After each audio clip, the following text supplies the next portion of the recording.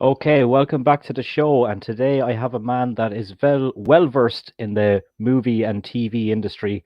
I could list off all his films and TV shows, but we'd probably take up the whole podcast talking about that. But you'll probably know him best from Breaking Bad and Friends. Mr. Larry Hankin, how are you doing today, man? So far, so good. I'm sequestered. I'm I not was, wearing a mask, so it's cool. yeah. How is But things? fine. I'm doing fine. Yeah, how is things where you are with the mask situation and all that over there in LA at the moment? Well, because I have gray hair, it impinges upon me a little more than maybe. Well, I don't know now. It's hitting everybody. I live near the ocean here, near the beach. So I ride my bike, and riding the bike is the best you can do outside because you're not near anybody, so you don't have to wear a mask. And I just weave in and out and stay, and then I'll take a walk every now and again. But I'm near the beach, so we get a lot of interlopers. I grew up on the beach. It was Mhm. foreigners and summer trash, we used to call them. The people who would come in on Yeah, Saturday and yeah. Sunday. And they would just fill up, this little town, and then they would disappear. So it's good for the merchants. So you don't know who's who. Are they the regulars around here are fine. Like on a Tuesday or a Monday, everything's cool. And there's not many people. And then on the weekends, wow! And you don't know. It's a lot of guesswork. It's a lot of guesswork. So I just ride my bike and I come home, and when you go out with friends, you have to say, um, are you vaccinated? Are we going to an outdoor place or an indoor place? You Yeah. have to find out a lot of different facts. Now it's part of now that's the new normal. But from here on in, folks, every day is going to be a new normal. New normal is the new normal. So it changes, and now with the weather, the global warming, it's really hitting around here. I don't know how it is in Ireland, but in the United States, and the rest of the world, it's getting really hairy. Yeah. So I was talking to a friend on the phone the other day, on an actual phone. I said, he said, well, how you doing? And I said, I didn't plan on it being like this now. Hmm. That's like 10 years ago. I, it's going to be cool. It's going to get better. It's going to get better. And so, yeah, that's a loaded question you just asked. Yeah. How are things where you are? Yeah. We could Things are spend the crazy. whole. The things are great. Yeah. Things are okay. Yeah, Yeah. that's really terrific. I was telling you about 5 minutes before I came on there. A guy I was talking to on this podcast. He lives out in LA. He directed the first ever movie for WWE Studios. Mr. Dan Madigan sent me a question and he said, "Ask him about Solly's Diner." And I said, "Well, I Oh, mhm. oh, nice. Yeah, What's the guy's name? Dan Uh, Madigan. Dan. Thank you, Dan. Yeah." Cool. And I said, Dan, I've never seen that, but you know what? I'm going to ask him anyway.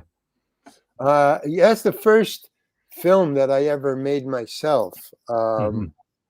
Official film that I ever made. When I was a kid, when I was 15, got a little plastic stuff, and I was little reel to reel plastic things with no, not even Super 8, just 8 millimeter, little Charlie Chaplin films.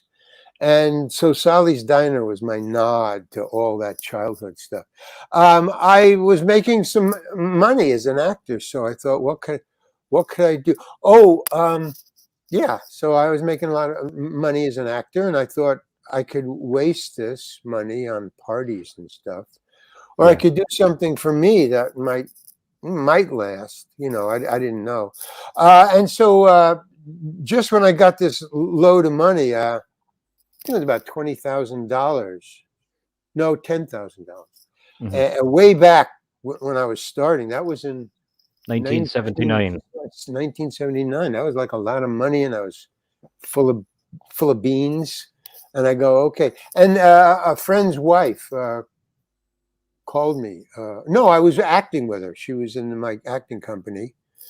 And she said, hey, my husband is a he wants to be a cinematographer. He's a camera operator. And he needs a film with his credit as a cinematographer.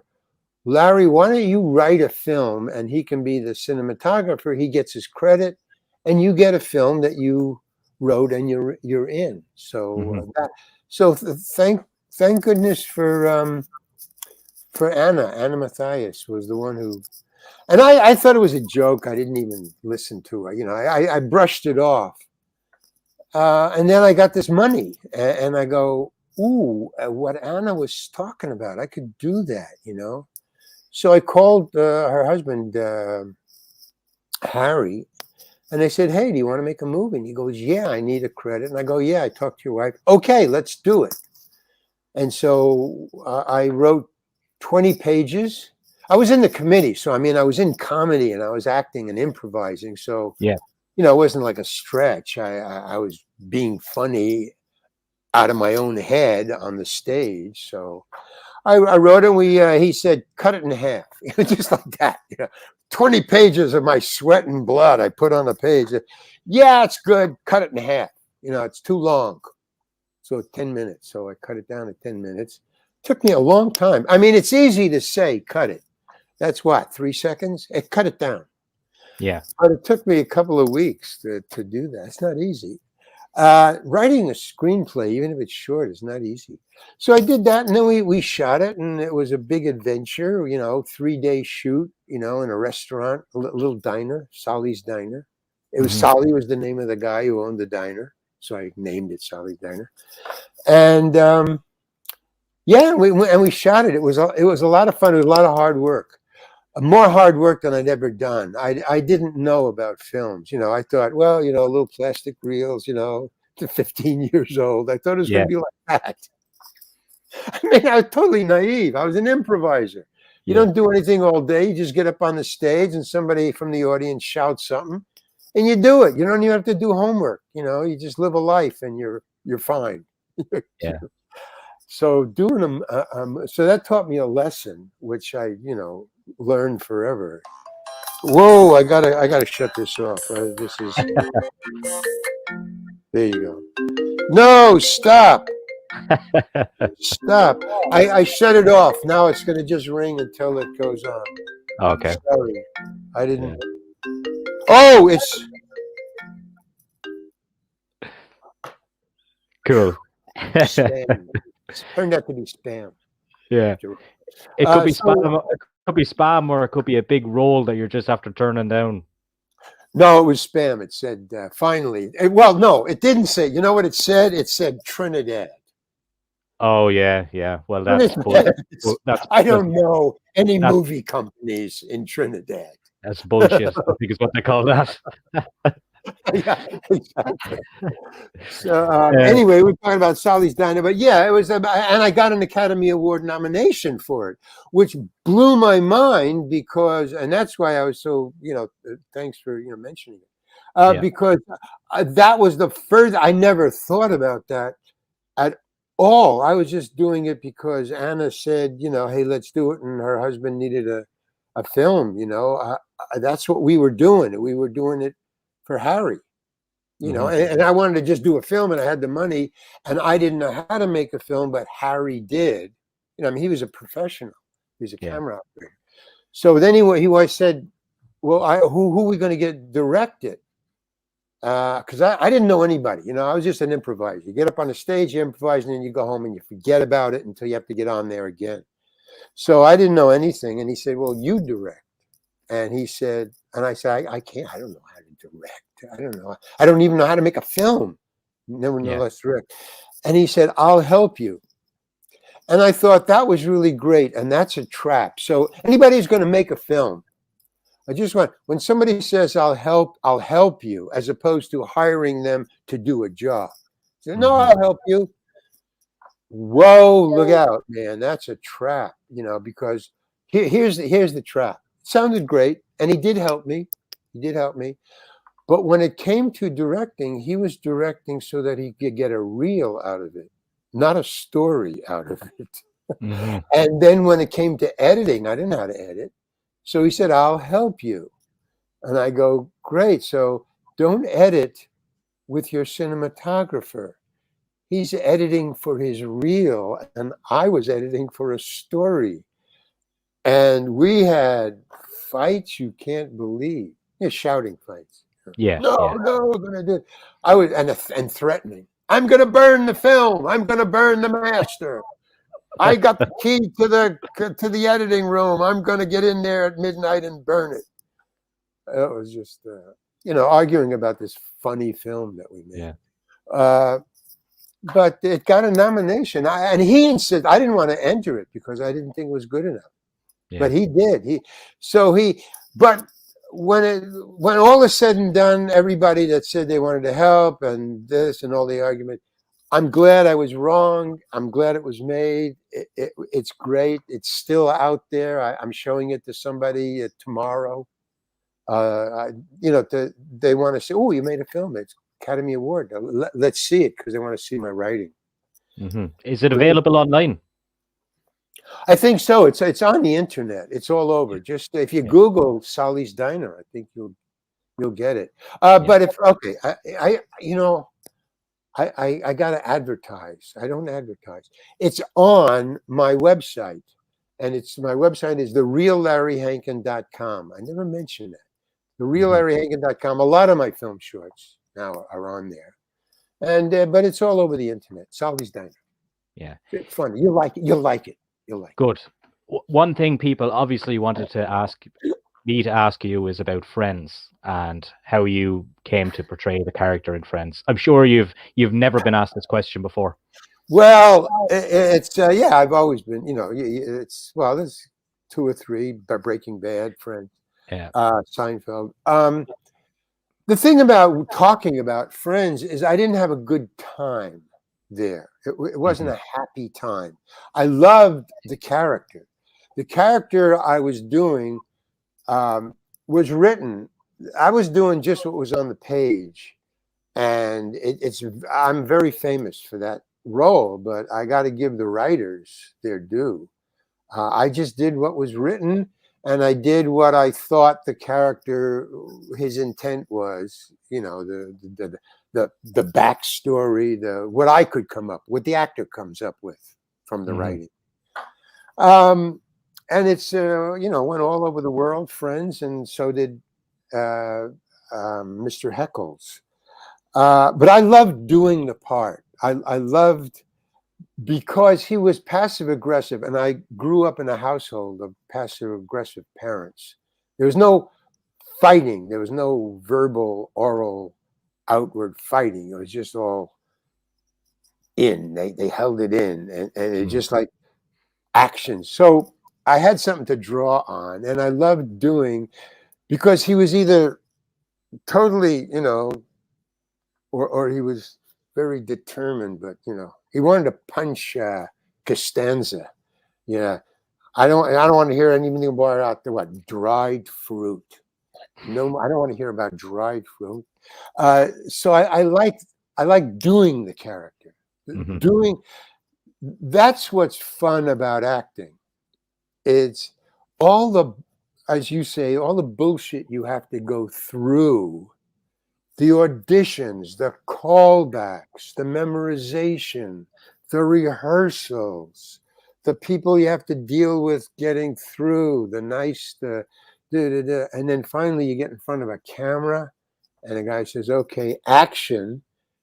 And boom, all of a sudden it's happy time and you forget all that stuff. You just, wow, man. And Heckles, and I guess the audience got that too, because I was having fun doing Mr. Heckles, and I guess it registered.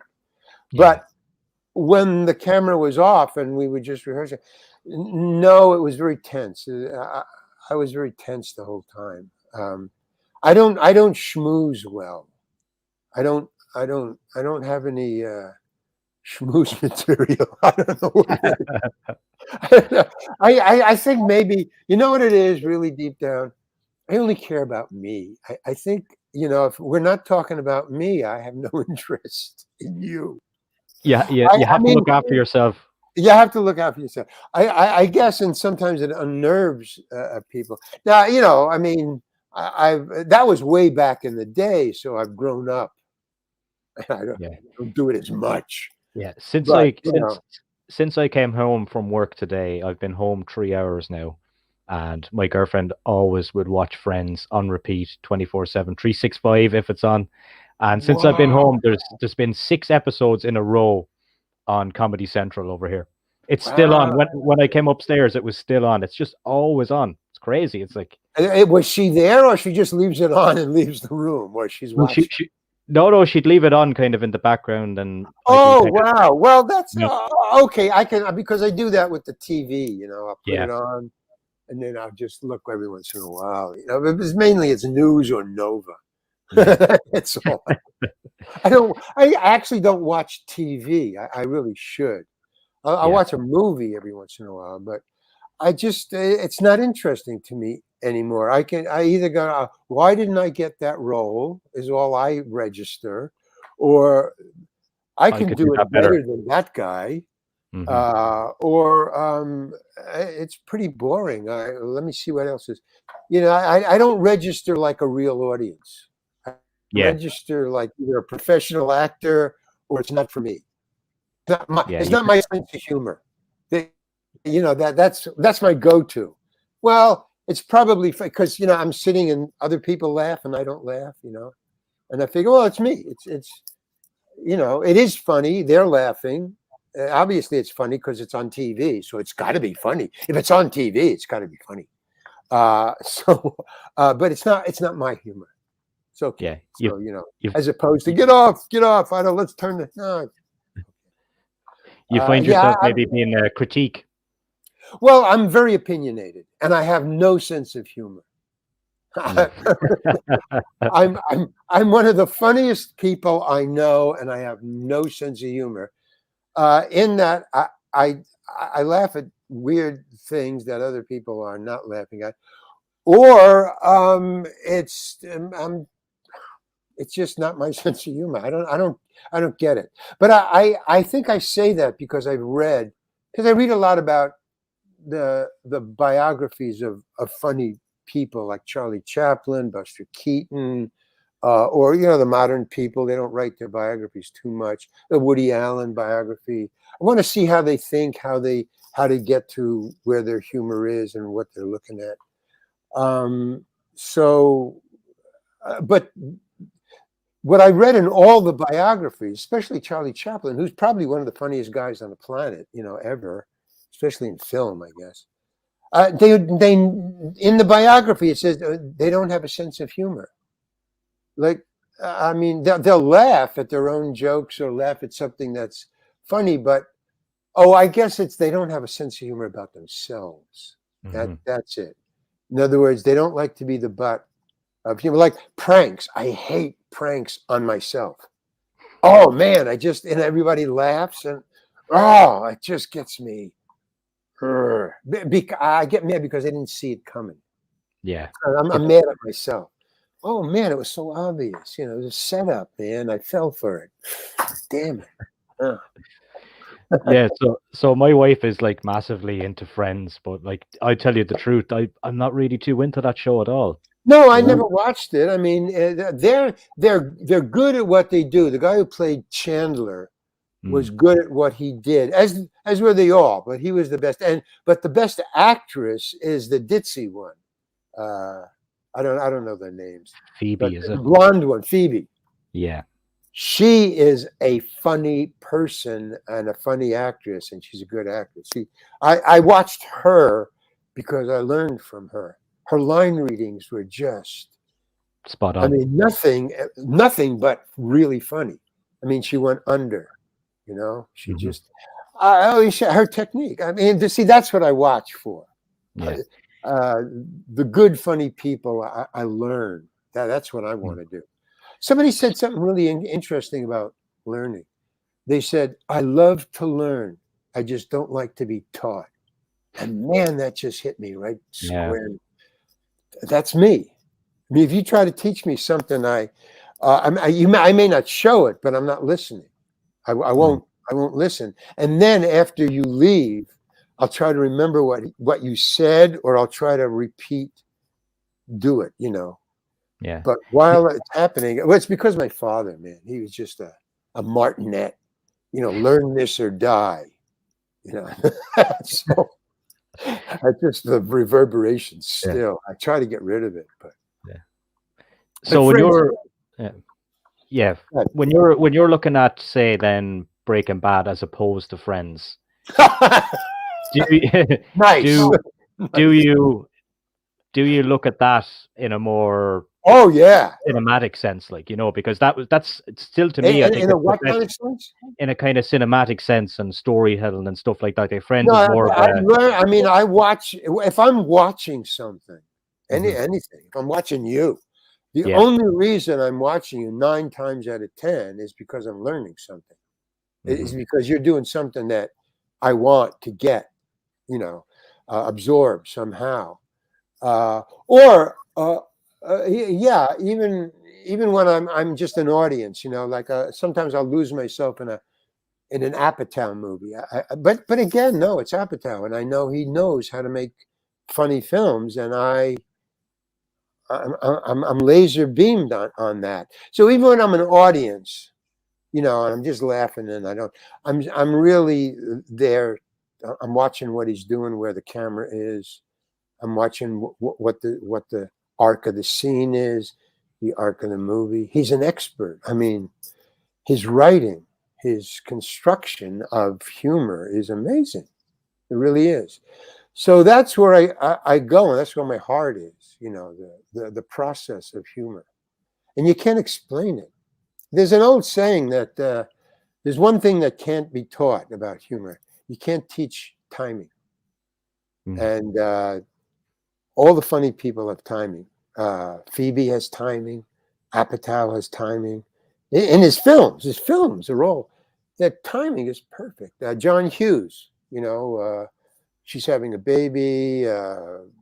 John Hughes, I don't know. Yeah, funny, but he makes funny films. I've made 2 of Home Alone. Mhm. Funny film, man. Yeah. John Hughes. But and that's what I was trying to do, even when I was doing Sally's Diner. That's in the back of my mind. I was trying to construct it in such a way. And of course, Harry, the fights in the editing room. He was editing for his reel, and I was editing for the story. But I was also editing for comic timing, which he didn't care about. He just Mhm. wanted a nice. Something that looked Oh, nice. yeah, yeah. So it's always been there. Even when I was a kid, I was a funny kid in kindergarten.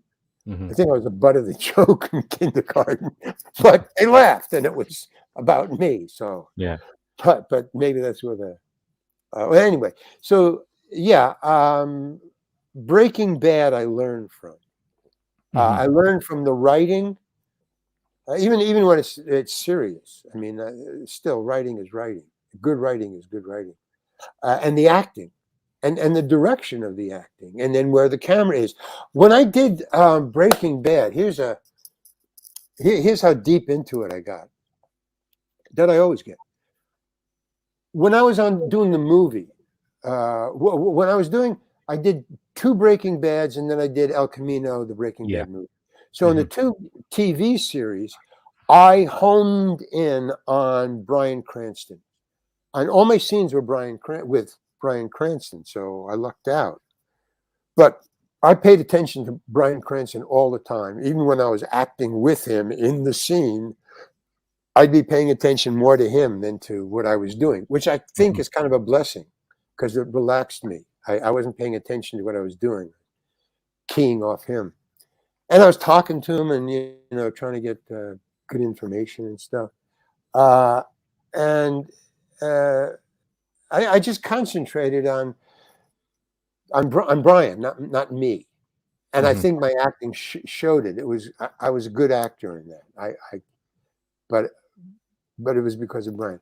And when I was doing the movie, I switched. Well, Bryan Cranston wasn't there, Mhm. so I switched to Vince Gilligan, and Vince noticed that I was paying attention to a lot more than the acting.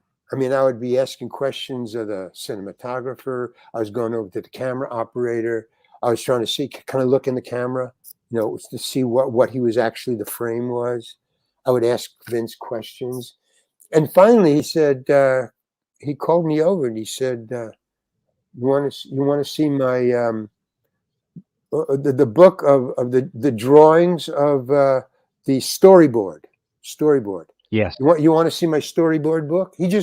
That's what he called me over. He said, "Hey Larry, what?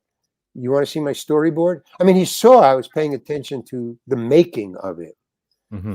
So he called over his assistant and he said, "Show Larry the storyboard." And she gave me a loose leaf binder that was about that thick. And I opened it up, and there was all his shots. They were drawn on the top of the page, exquisitely drawn. Very diagram. Mm-hmm. And then all where the cameras were going to be, and then the angles, and then notes underneath. I mean, it was like the Codex of Michelangelo. Mm-hmm. It was amazing. I thought, this guy's a genius. I mean, just how it was laid out. If you didn't know who it was, you just whoever did this, man. And I'm going through it. It was just it blew my mind because it was just too much information for me. But that's what I do when I'm on the set. The same thing with Escape from Alcatraz. Don Siegel. I was hanging out with Clint Eastwood because it's Clint Mm-hmm. Eastwood, and all my scenes were with him. But really, I was also bothering the heck out of Don Siegel. I was following him around like a little puppy. And that was my first big film, and I was really young. So I was still like, wow, this is amazing. It was my first big film. It just was awe-inspiring. But he too saw, and he called me over and he said, "Hey, you want to look through the camera?" Or he would open up the directing to me. Mm. Yeah, You've seen an interest. Yeah, he saw my interest. He saw my. Mm. So that's kind of what Friends and Breaking Bad and Seinfeld. Even Larry David noticed it on the Mm-hmm. set of Seinfeld. Yeah. He would talk to me and say, "I know what you're doing. Mm. What am I doing? You're Yeah. trying to do nothing." That's right. I'm trying to do nothing. How did you know that? It's just. Yeah. So you've I mean, well, good directors are good directors too. you've been fortunate enough then to learn a lot of things from a lot of great people in the industry. That'd be fair to say. Well, I'm fortunate that they saw my interest. I was interested whether they saw it or not. But Yeah. I'm fortunate that even John Huston, the great John Huston, I worked with John Huston. I mean, these things get me excited, man. Yeah. And so I was up for it. I mean, they said there's John Huston to make a movie, Annie. But you have to get down there. They're closing the audition in an hour. Man, I just lead-footed it out there. I just, because it was out in the valley. It's like a Yeah. 45-minute drive. And they're closing in an hour. I got to get it. I didn't care about the part at all. I didn't even know what the part was. They just said, he's auditioning, get down there. What's the part? They'll tell you when you get down there. Get down there. My agent. I got down there and he noticed there was something when I auditioned. Like I say, I didn't care if I got the job. I just wanted to be in his presence. I just wanted to audition for him. That's all. Mm-hmm. And when I auditioned for him, he saw something. He saw something that I didn't see. In other words, it was not something that I was trying to show or do. And they all. The thing about directors that I like, great directors, is they're looking at something you're not. I guess they got the big picture. So Mm-hmm. whenever I would ask a question of any of them, they would come at me with something huge. They would go, "Oh, that," and then they would go, "Well, it's because of this," and then they would finally get down to, "So I have to do that," Mm-hmm. So. And sometimes they just say, like Don Siegel on what was it? Escape from Alcatraz. He finally got fed up with me.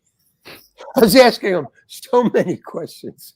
He goes, why are you doing this? Why did you put the camera here? Why don't you put the camera there? He said, Larry, I don't know. I think I'm going to get fired. I mean, he just walked away. It just, okay, enough, Larry, enough. Right? Yeah. But he noticed it. So his option was to put me on. So about a month, because I was there for 3 months. I mean, that's a long time to spend on one project. And that was the only project I'd ever did that. So, I mean, after a while, he was just putting me on all the time. And I got it. But then the downside was that the crew saw what he was doing. He was putting me on.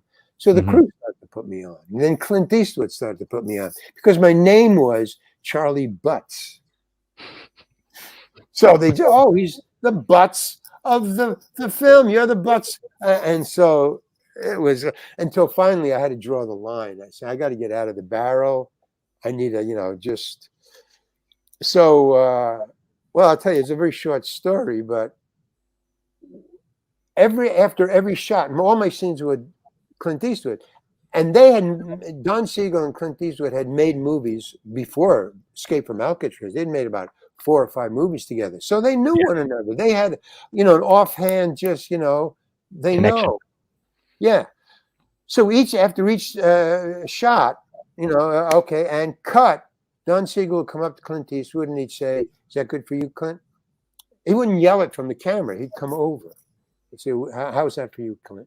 Clint would say, well, a couple of things. He'd say, that was fine. He'd say, okay, moving on, boom. And I was standing there every time because all my scenes are with him. And they would neither one would ever look at me even during this tete-a-tete. I would just have to stand there. And then they would talk, you want to do it again? Yeah. I think, yeah. No, he would never want to do it again. Clint. He only likes to do it once. And if you want to do it again, you have to tell him. He would ask Don, he'd say, why are we doing this again? And Don would say, well, the camera jiggled. It was always something technical, not anything with Clint. It was always technical. Or sometimes the camera jiggle went up the dolly, whatever. And then he would say, okay, let's do it again. Fine. And I would just stand there for about a month. I would just stand there like a bump on a log, my mom used to say.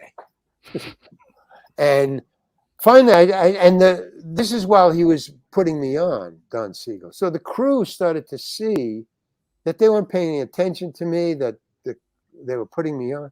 So they started, I said, I got to get out of the barrel. So this is how I did it. I would be up at night trying to figure out how to get back at Don Siegel or Clint Eastwood, and then the crew would follow. So it was one of those two that I had to get. And about a week and a half later, after I just got fed up and thinking I got to get back at it, Don Siegel, I said to Don, they came up and he said, well, how's that for you? And Clint said, that was fine. Let's move on. And I just piped up and I said, hey, I think I'd like to do it again. I think I can do it better. And Clint Eastwood just looked at me and said, yeah, well, I can't. And he walked away. Wow. And the crew just fell apart laughing. Well, that was my death knell. That was okay. I said, okay, it's over now. I got 2 more months and the crew is not going to leave me alone now. He walked away. They laughed so hard. Okay. And so that's when I would start to stay up at night thinking, what can I say? What can I do? And about 4 days after that, unconsciously, Clint Eastwood said what I said. He didn't even know he was saying it. Don Siegel came up to him and said, how's that for you? And Clint Eastwood, I swear, he said this. He said, I'd like to do it better. I think I can do it. I think I can do it better. I'd like to do it again. And I said, well, I can't. And I walked away. No laughter, nothing. Dead in silence, man. And I'm walking away. And we're on tier 3. The tier 3 is 30 feet above the ground. You go off the railing and then, or the other way is into the cell. So the scene was they had the camera hanging over the railing, shooting into the into the cell, and we were near the exit this way, on the tier this way. We were near that, but that was blocked by equipment and all the crew waiting, for the scene to stop. So the only other exit was way the hell down there, 100 feet down, the other end of the tier. And that's where I was walking. I didn't realize that's where I had to walk. And I instinctively said, well, I can't. And I walked away. I didn't even think. It just came out of my mouth. I mean, that's how hard I was staying up at night. And I kept walking. And I thought, oh my God, I'll never get there. And as I'm walking away, and there's silence behind me, and I said, I don't care if I'm fired. I can't take the bullshit anymore. I'll be fired, fine. And the door is getting further and further away. I guess, let me get to the door. And finally, as I finally did get to the door, I hear Clint say, hey, Larry, come on back, man. It's just like, hey, what are you doing? Come on. And then Don C goes, yeah, come on back. Come on. Yeah. So I turned around and came back. Now, here's the great thing about making movies, and I've seen this in all the sets. It was never mentioned again. In other words, and I've seen big screw ups where thousands of dollars have been not wasted, but broken because it didn't work. Tell you what, in Escape from Alcatraz, one of the prisoners cuts off his hand in the shop, the painter, because the what do you call it? The head of the prison, the warden. The warden took away his paints, and he said, if I can't paint, I don't need my hands. So when he got to the shop, he got an axe, and he chops off his hand. Now, they made a fake arm. They made two. Each one cost $2,000 to make. It looked real, and it had, when you cut through it, you could see it had tubes. It would spurt blood. So, I mean, it was a mechanical hand. Worked. They gave it to the actor. Don Siegel said to the actor, you want to cut off your own hand, the fake hand, you want to do it? And they got the camera right down. They said, yeah, I want to cut it off. So he cut it off, and he was supposed to cut it off like here. Where's the camera? Here. And he cut it off here. He cut off these 3 fingers. Yeah. Which is totally wrong. On camera, $2,000 down the drain. And there was silence, so the prop department they didn't know what to do, so they just brought out the second one. Well, when they brought out the second one, the actor, it was Robert Blossom, who has passed on now. But of course he felt awful, man, I would, and he was standing there with the axe. He was just frozen, like, oh my God, what have I done? It's like, and they just brought it in. The prop department just put it down, walked away, silence. And even the director didn't know what to do. Said, well, and then Clint Eastwood, the director said, all right, who wants to cut off the hand? I mean, it was like that. Nobody wanted to do it because the tension. He said, all right, who wants to cut off the hand? And of course, there was bump, bump, bump. And then Clint Eastwood says, all right, I'll do it. Clint Eastwood did it. So he says, give me the axe. So Robert Blossom gives me the axe. And he goes over and laying there. And now there's total silence. And not only that, the tension was amazing. And it's Clint Eastwood. And he goes, okay. And Clint's adrenaline was now pumping because he started to get real loud. He said, all right, I want this, we only got one shot. And he started directing, like, I want the camera here and I want that. And Don Siegel just stood back. And he's just ordering people around. He was just very tense and excited, and not in a good way. And he says, okay, everybody ready? Okay. And 1, 2, 3, bam, perfect. Yeah, 100%. Whoa, well, you just feel the tension just. But, I mean, now here's the thing. It was Robert Blossom's screw up. It was never mentioned again, not even 5 minutes later. Not that day and for the rest of the shoot. Never happened. The fuck up never happened. And I've noticed that on all the sets I've ever done, any kind of thing, anything that goes wrong, you don't. That's sacred, and I understand why. They're on a time schedule. Time is money. They're trying to make a story. That's dangerous to start screwing with something real that happened that you can't go back on. So they understand the psychology of that on all sets. Sometimes I screwed up, sometimes somebody else screwed up. It was dealt with in real time, and that's what I love about the crews. They're the greatest improvisers ever. They can fix jerry rig anything. And I remember one motorcycle guy on a motorcycle movie I was doing, and the motorcycle wouldn't work. And they said, and nobody could fix it. And the time was running out. We're losing the light. And somebody said, call, I can't remember the guy's name. He had a nickname like Stinger or something like that. Call Stinger, So I would shut down and took 10 minutes until Stinger arrived. They had to get him. And he called, and he fixed it. Boom, boom. And, well, he didn't fix it because somebody said that. He got boom, boom, and it worked. All right. He goes, he said, and so he walked around feeling like, walked away, and somebody came up to him and said, man, how did you fix that, man? That was so great. And he turned on him very seriously, and he said, I don't fix anything. I just get things to work.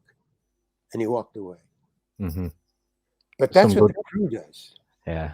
You've got some probably mad stories from over the years on set. Well, people say things that, or do things because they're on these big movies. Well, and anyway, you got to be professional because things are a matter of inches, lighting. They got these little digital lighting things. I tell you, within a lumen, what the lighting, or something, breaks and you got to strap it up and get it because we got to shoot. So those are the kind of things that I love about making movies. Is when it's called for, the expertise that's brought in, and just boom, Stinger, bam. I don't fix things; I make them work. Boom. Larry, before we wrap up today, and you've given me some amazing stories there, do you want to tell us about your website? I was checking it out earlier and what's on it, because I've seen there's pieces of art there and different things like that. So do you want to explain to us like what you can get on the website and what's on it? Sure. Well, okay. If you go to thereallarryhankin.com, all one word, thereallarryhankin.com. I've got my, I'm a painter. See, these are my paintings. That's this is opposite. That's one of my paintings. And here's the other painting. And there it is. There's the other painting. So I got these paintings and I made T-shirts out of them all. There's 40 of them. And I made about, I think 25 of them are on T-shirts. These two are on T-shirts. So I got T-shirts, I got my art, and then I got all my film shorts. Sally's Diner is on there, I believe. Yeah, it's got to be on there. And a lot of film shorts that I made, whenever I got enough money, so some of them are 1 minute, some of them are 5 minutes, some of them are 10 minutes. I got one that's an hour. I didn't make it in an hour. I just took an hour's worth of film shorts because I always make them on a timeline. They're all about the same character, Emmett Demas. That's Emmett as a young man. That's Emmett Demas as a young man. Now he's a homeless guy. But they're always on a timeline. So if I wanted to, I always thought, if I wanted to paste them together, I could. And so one day I had enough money to pay an editor to paste them all together and kind of, edit and jiggle them. So there's an hour one. So that's all the stuff that's on there. There's my biography. So yeah, it's just a nice place to go to hang for a second. Yes, I got my book there. I wrote a book. So there's my book on there. And I'm writing another one right now. The Loopholes dossier book is available to buy there as well. Yeah, so that's actually Emmett Demas's The Homeless Man's storybook. It's got it's got Sometimes Jones is Emmett Demas as a young man. It's got that kid. He's 15, so it's got his stories there as in the book. It's 10 stories, 10 fables of Sometimes Jones. It's 10 fables about that kid right there. And then there's a political satire and about a president who ran for president, won president, got impeached, got a life, and succeeded again. So that's that. And then there's the homeless story. It's the last 2 years of Emmett Demas's life that he wrote in these. Have you ever passed homeless people, and they're writing in books? I used to do that all the time on the streets in New York. I would pass by these guys writing in these, crackle covered school books. And I always asked, I would, every once in a while I'd pass by, hey, can I read something? No, none of them ever showed me what they were writing. And so I decided, in my dotage when I was had gray hair and was playing Emmett, the homeless guy, I thought, why doesn't Emmett write it so I can read it? So I had Emmett write what those guys were writing in a notebook, in 3 notebooks that were handed to me, Larry, to publish. So I got that's that I'm really proud of that writing. I think it's great. Anyway, that's what's on there. That's what's on there. Excellent, and thank you so much for catching up with me today. It was a real pleasure, man. Oh, thank you, Maurice. It was a pleasure talking to you, man. Thank you. Okay, bye.